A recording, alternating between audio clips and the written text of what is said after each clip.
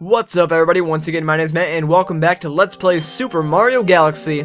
In the last episode we went off to Honey Hive Galaxy and collected 2 power stars there.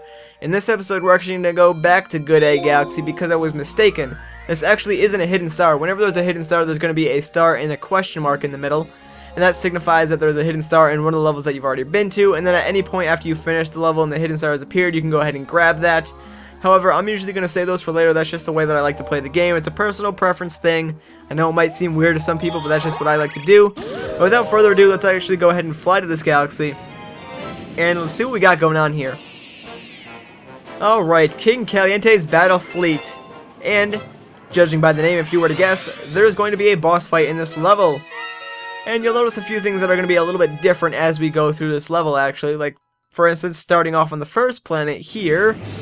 Once the camera angle switches, you will notice that there's a warp star right there, and well, we need to actually get to that warp star. Now, the way the normal way to do this, or the way the level design is supposed to go, is you're supposed to go to the other side of the planet, then, you know, find the orange warp pipe, and then get sent up there, and, you know, it's kind of annoying to do that, actually. So, for this instance, I'm actually going to show off another sequence breaking, thing that you can do. Now, I know I said I wasn't going to do this too much in the game, but there are certain sequence breaks that I consider just speed, like, now I don't even know how to explain it, but there's sequence breaks that aren't really sequence breaking in my opinion. Like, all I had to do was triple jump to get up here faster. That's not really taking advantage of any glitches in the game or doing anything that would, like, a normal user couldn't do. So in my opinion, that's perfectly fine to do. Anyways, let's go ahead and free this toad because they're going to talk to us. Woo, you saved me. Thanks, Mario. In return, let me tell you a secret about this place. Apparently, those spiky things just hate coconuts. Shake the wheel or spin them and smack them with coconuts. Alright, so now, I have this weird problem. Like, I don't know if it's normal, but the coconuts don't appear for me right away, so I have to come back and then, like, you know, go off screen for them to, like, actually appear. And then once they do, I can actually go ahead and shake the coconuts into them. I'm not sure if that's, like, normal or something's wrong. Like, it doesn't seem like that should happen, but it does. So I don't know. But anyways, we have another instance up here where we can use coconuts to destroy enemies. So how did that not hone in on you? Whatever. You have to be facing kind of like exactly where you want to go to shoot the coconuts, but sometimes they do like hone in. Like, for instance, we're around the other planet and we shot at the planet. Kind of honed in on it actually. But anyways, when you get over here, do not swing in this star immediately. What we actually want to do is, you might have noticed on the way over here, there's a warp pipe down here. So let's go ahead and jump into that. And check it out, we got a bunch of Goombas in here, but before you go on your Goomba murdering rampage, come up here and collect this coin, because, look at that, there is a Starman down here. Let's collect that, and you know what, now let's go on our murderous Goomba rampage, because who doesn't like murdering Goombas when you're invincible and they can't do anything about it? Exactly, no one. Anyways, if you exit quickly enough, you can actually come back out here and keep your invincibility, and you can kill these chomps out here, which will give you a ton of star bits. The star bits are going to be pretty important for us because I plan to do something with them in this episode, should I have enough. And I think I should, because I think we have a total of 375 right now, and I only need 400 to do what I want to do, so we're already over the amount that I need, so we should be set. Anyways, up here we're going to have some bullet bill turrets, and these bullet bills actually do track onto you like so. So when they do lock onto you, make sure you like dodge between something and don't let them hit you, because they take off 1 unit of health, and they're just kind of annoying actually, just to say the least. But they're pretty easy to get past, and now that we can launch through the star, we can actually go head off to King Kaliente's airships. And I gotta say, I really like the fact that they brought the airships back. The airships are probably one of my favorite things from Super Mario Bros. 3, back on the NES days. Like, the airships were such a cool idea, and I just loved them to death. I don't know why. That game was hard, though, back in the day. Like, oh my gosh, Super Mario Bros. 3 is probably one of my favorite games. Like, my favorite world in that game is probably the one where, like, everything's huge and you're all, like, normal-sized. Anyways, we're getting off topic here. So, yeah, basically, they're going to be using that mechanic of the coconut flinging back and forth a lot in this level. And it's actually going to be the mechanic they use for the boss fight. And we're actually going to get up there right now. So let's just use this warp star to swing onto the underside of this planet, and this loom is pretty much going to tell you that if you shoot these things, you can restore your health, and I'll take advantage of that right now, because I actually do need to refuel my health. But if you walk up here, we can start the boss fight with Mr. King Kaliente himself. And, well, it's pretty easy. The first hit's going to be pretty much free, just avoid his first fireballs, and then Bam. Not hard at all. Now every hit after this, he's going to block you, at least to some degree. It's really not that hard of a boss fight, so for now I'm actually going to go ahead and collect the star bits that are around here while I'm taking him out. I know, I'm not even like, I don't even respect this boss enough to give him my full attention. I'm actually going to just walk around and collect star bits while I'm fighting him. That's kind of rude to Mr. Bossman over here, but you know what? He's really not that hard. And let's get our final hit on him anyways. There we go. Now the third form is the hardest form, I guess. He blocks it twice, then he throws out those blue fire things that I didn't really get to introduce to you, but if you hit them, they will light you on fire and you'll lose 1 unit of health, as well as, you know, be on fire, so watch out for those, because when you're on fire, I believe you actually run around crazy like a maniac. But now that we have all the star bits, we can make our way over to the star and actually collect it, because, well, Mr. Kaliente wasn't really the best defense. So let's go. And that was a fail backflip. Let's go. And I missed the star. Oh, come on. Really? Alright, let's do this the right way. There we go. Took me 4 tries just to get that. Man, I'm telling you.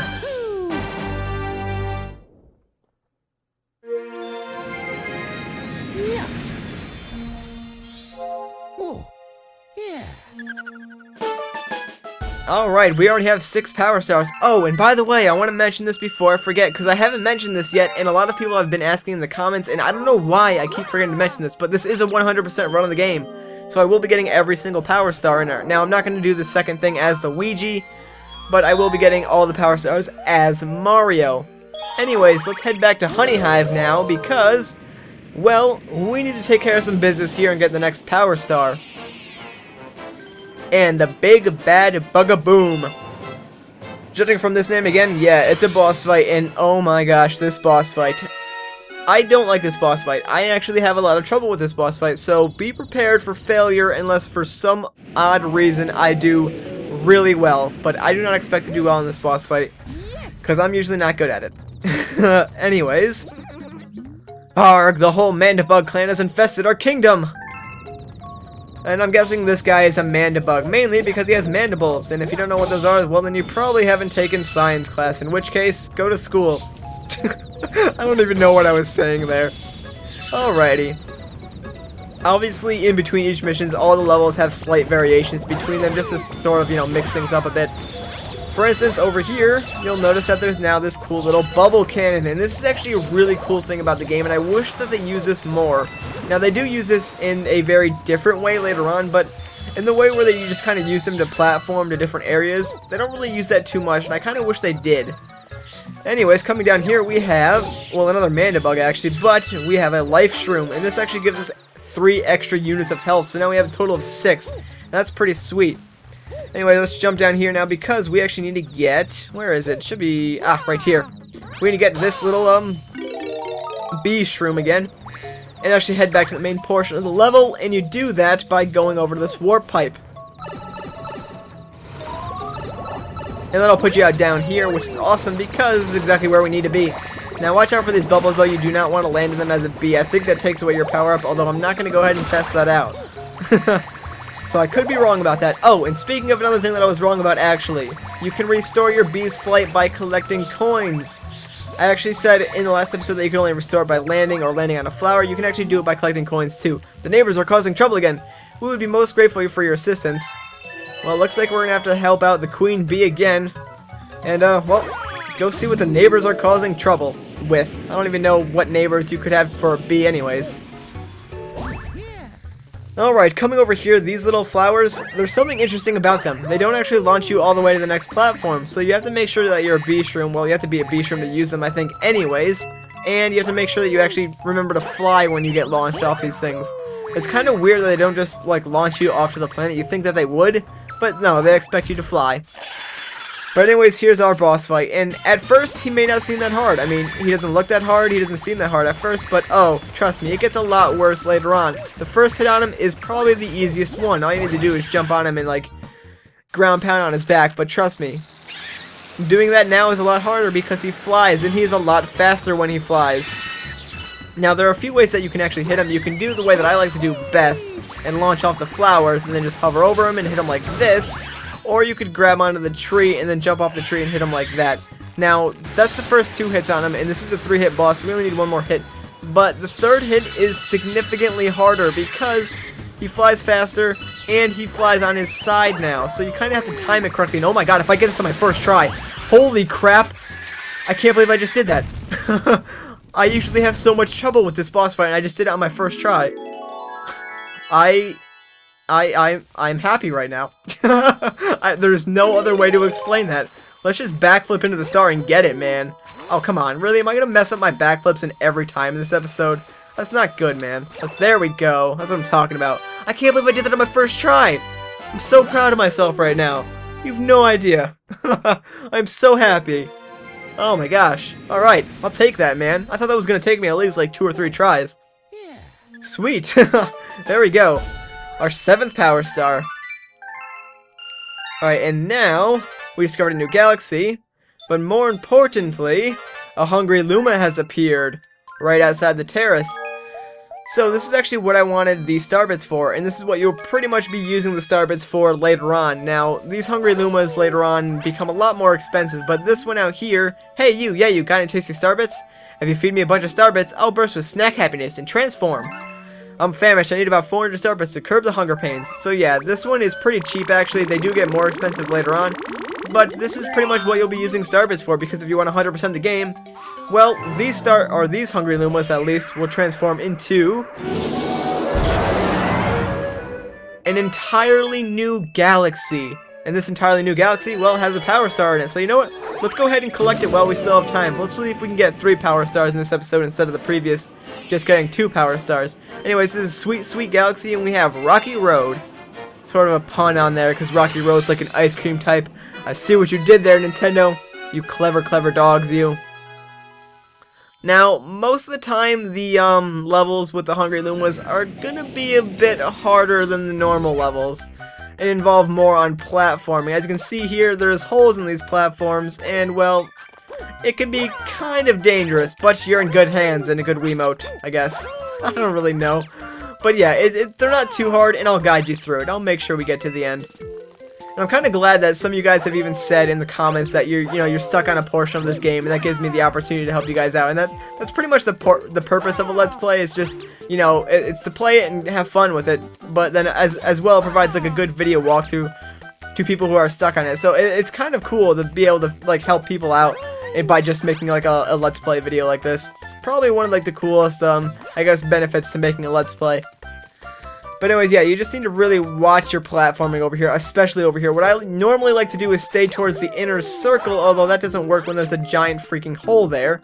Because usually there's really not too many things in the inner circle, and it's kind of easier to traverse this. But let's just try and stay towards the inside. Now, the inside can vary from where you are. Like, the inside over there was on the left, the inside over here is going to be on the right. So just try and make your way across here and not fall through, because pretty much it's insta-death when you fall through here. Like, there's literally, like, no falling animation. It's just you die if you miss a jump. It's pretty terrible, actually. Alright, now, before I jump on these platforms, I'm going to collect these star bits, because that'll make my life a lot easier, and now I can just focus on the platforming. But luckily for us, we have that sort of, like, spin jump, so platforming isn't too treacherous. I mean, you can mainly save yourself with the spin jump a lot, so don't really worry about it too much. The lasers are kind of the most annoying thing in this level. We're already at the end though, so there wasn't too much dangerous platforming, I guess you could say.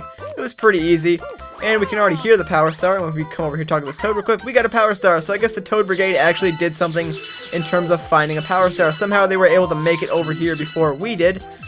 But let's go ahead and not fail this time and backflip into our power star. Yeah, that's where we go. That's what I'm talking about.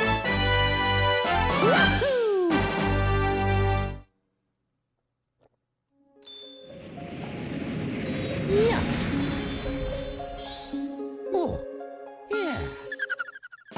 Alright, there we go. 3 power stars in this episode. Not bad. Oh, and we completed that galaxy. That means there are no more stars in that galaxy. So there's usually only 1 star in the Hungry Luma missions anyways. And we discovered another new galaxy. Dang, man, we discovered every new galaxy in the terrace, and we're not even, like, done with the first 3. That's pretty awesome. But I think that's going to do it for this episode, guys. So once again, my name is Matt, thank you so much for watching, and I'll see you guys in the next episode.